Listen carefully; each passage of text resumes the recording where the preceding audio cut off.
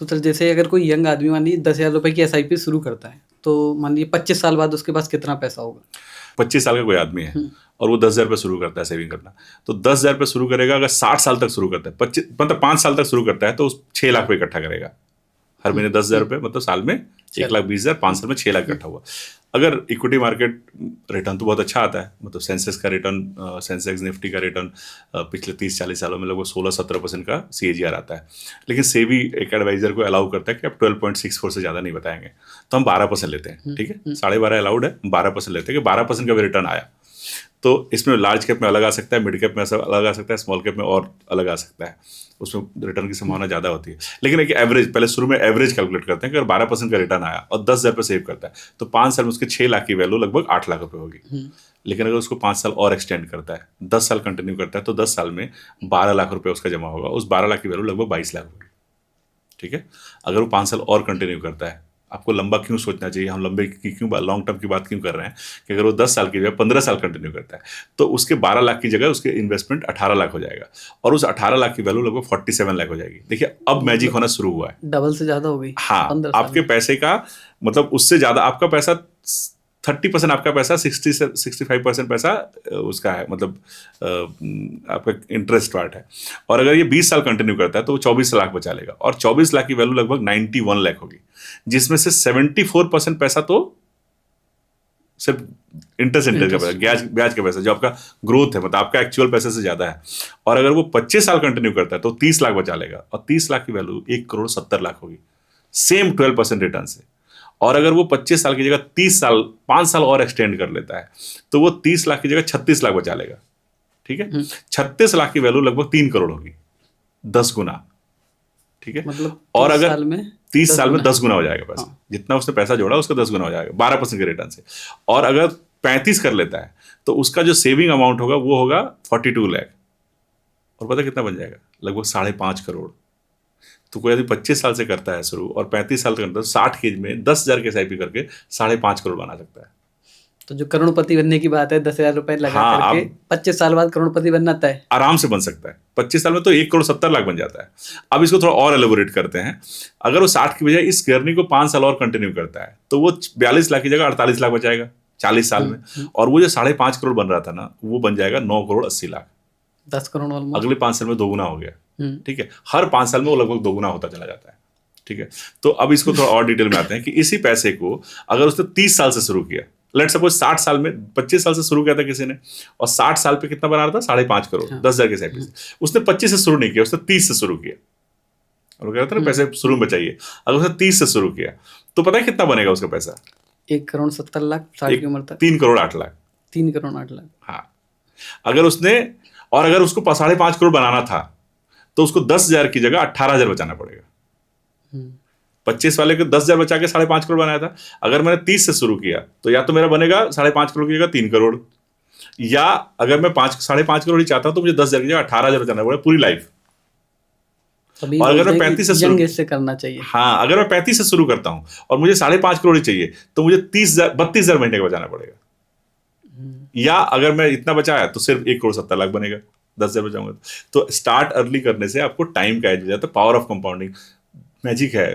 8th wonder बोलते हैं इसको, कि पावर ऑफ कंपाउंडिंग को 8th wonder Albert of the Einstein ने वर्ल्ड बोला है हाँ। कि 8th wonder of the world है मैजिक कंपाउंडिंग। अल्बर्ट आइंस्टाइन के जीवन की घटना है। उन्होंने भी स्टॉक मार्केट में पैसा लगाया था, और जब उन्होंने पैसा थोड़ा लगाया, वो पैसा बढ़ गया, तो उनको लगा बहुत अच्छा है, तो उन्होंने वेट किया, और जब मार्केट गिर गया, तब उन्होंने लॉस में निकालना पड़ा। तो कहा कि इतना बड़ा साइंटिस्ट भी पावर ऑफ कंपाउंडिंग को नहीं समझ पाया। अगर वो उस गिरे हुए टाइम में नहीं निकाले होते और थोड़ा और वेट करते, तो वो पैसा मल्टीफोल्ड हो सकता था। हुआ भी था उस कंपनी का शेयर।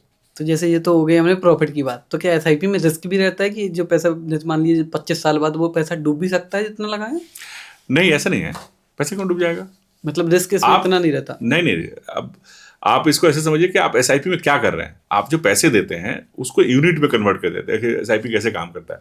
कोई फंड लॉन्च होता है, उस फंड का 10 रुपये का NAV है। NAV मतलब नेट एसेट वैल्यू। एक फंड में 10 रुपये का NAV है, आपने पैसे लगाया, आपने 5,000 रुपये लगाया, तो 10 रुपये के रेट से 500 यूनिट आपको मिल गए। ऐसे करके आप हर महीने जो पैसे दे रहे हैं उसे यूनिट खरीद रहे हैं।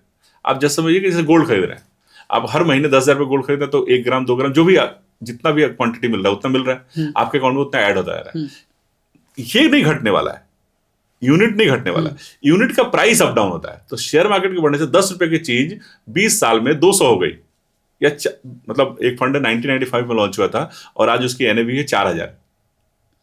10 रुपए में जिसने पैसा लगा वो 4000 का हो गया। चलिए 10% गिरावट हो जाए तो कितना हो जाएगा? 4000 3600 हो जाएगा।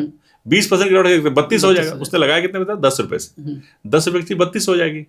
4000 से 3200, तो जिसने आज लगाया है 4000 रुपए रेट पे, उसका पैसा 20% गिर गया तो 3200 हो जाएगा। बट वो कंपनी डूब भी गई तो 10 रुपए की वैल्यू और भी तो कम हो जाएगी। अच्छी बात यह है कि स्टॉक में आप किसी कंपनी में पैसा लगाते हैं, एक कंपनी में, दो कंपनी में, चार कंपनी में, पैसा डूबा तो वो कंपनी डूबी तो आपको पूरा पैसा गया। म्यूचुअल फंड एक जगह नहीं लगाता।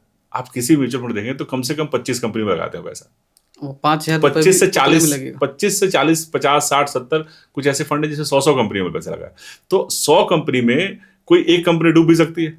तो आपका पैसा 100 कंपनी लगा है तो आपके पूरे वेल्थ का 2% पैसा उसमें लगा हुआ है। तो अगर एक कंपनी गिर गई तो आपके पूरे पोर्टफोलियो 2% का इंपैक्ट आएगा। तो अगर 5 करोड़ हो गया और उसमें कोई एक कंपनी डूब गई जिस यहाँ पे आपका एलोकेशन है, तो 2% कितना हुआ? 10 लाख रुपए कम हो जाएगा। 10 ही लाख कम होगा ना, इंपैक्ट नहीं होगा। इसीलिए वो फ्लक्चुएट करता है कि, लेकिन फंड मैनेजर का क्या काम है? वो देखता है, वही देखता है। आप देखिए टूथपेस्ट आप कौन सा यूज करते हैं अभी? कोलगेट मान लीजिए। कोलगेट। आज से 10 साल पहले कुछ और भी यूज करते होंगे, उसके 10 साल पहले हमारे पिताजी कुछ और यूज करते होंगे। आज से 10 साल बाद क्या आपको लगता है यही यूज होगा या कोई और भी होगा? और होगा, है ना। कभी पेप्सोडेंट भी चलता था, कभी मिसवाक भी चलता था, आज कोलगेट चलता है, कभी दंत कांति भी चलेगा। तो फंड मैनेजर का काम यही है। अब गाड़ी जो आज चलते हैं, आज आप शायद गाड़ी खरीदना तो कौन सी गाड़ी खरीदेंगे? मान लीजिए विटारा ब्रेजा, बेचारा मारुति। तो अब एक ट्रेडिशनल गाड़ी जो आज से 10 साल पहले भी चलता था और आज भी चल रहा है। आज अगर मैं आपके पास ऑप्शन हो थोड़ा उससे ज्यादा एसयूवी लेने का तो कौन सा लीजिएगा? शायद टोयोटा या महिंद्रा, है ना, या जीप कंपास या मर्सिडीज।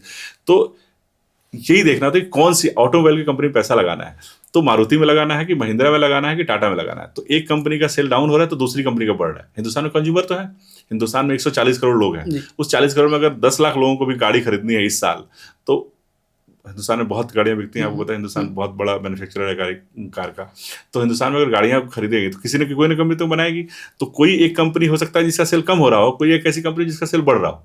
उसने किसी ने की डिमांड ज्यादा हो रही हो किसी पर्टिकुलर कार की तो उसका सेल, जैसे आपने देखा होगा हुंडई का कार की सेल थोड़ी कम हुई है तो महिंद्रा कार की सेल बढ़ी है ना, या टाटा महिंद्रा की कार की सेल बढ़ी है। और बाकी 2-3 कंपनी जिसका बहुत सारी ऐसी कंपनी थी जो बंद भी हो गई, जैसे फोर्ड हिंदुस्तान में उसके मतलब उसका मैन्युफैक्चरिंग नहीं होता।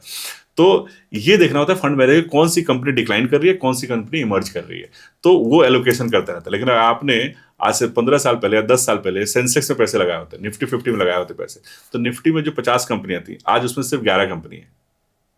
मतलब वो जो 39 कंपनी है वो 39 कंपनी रिप्लेस हो गई, वो मिड कैप में चली गई, वो या उस 50 से नीचे आ गई और दूसरी कोई कंपनी उसमें आ गई।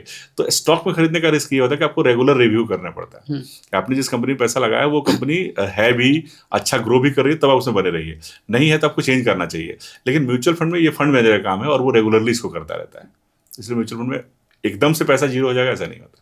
ठीक है सर, अब जैसे हमने ये बात कर ली टाइम की कि कितने टाइम में पैसा कितना होगा, तो ऐसे ही अगर मान लीजिए कोई इंसान को अगर शुरू करना है तो वो आप एक एग्जांपल समझाइए कि मिड कैप, लार्ज कैप या अगर तीनों में लगाता है तो कितना इफेक्ट पड़ेगा।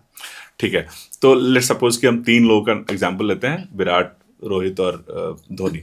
तीनों 5-5 हज़ार रुपये का SIP करते हैं। विराट कोहली सिर्फ लार्ज कैप में पैसे लगा रहे हैं, 5,000 के SIP किया और उस पर 10% का टॉपअप कर दिया और 25 साल तक SIP कंटिन्यू की।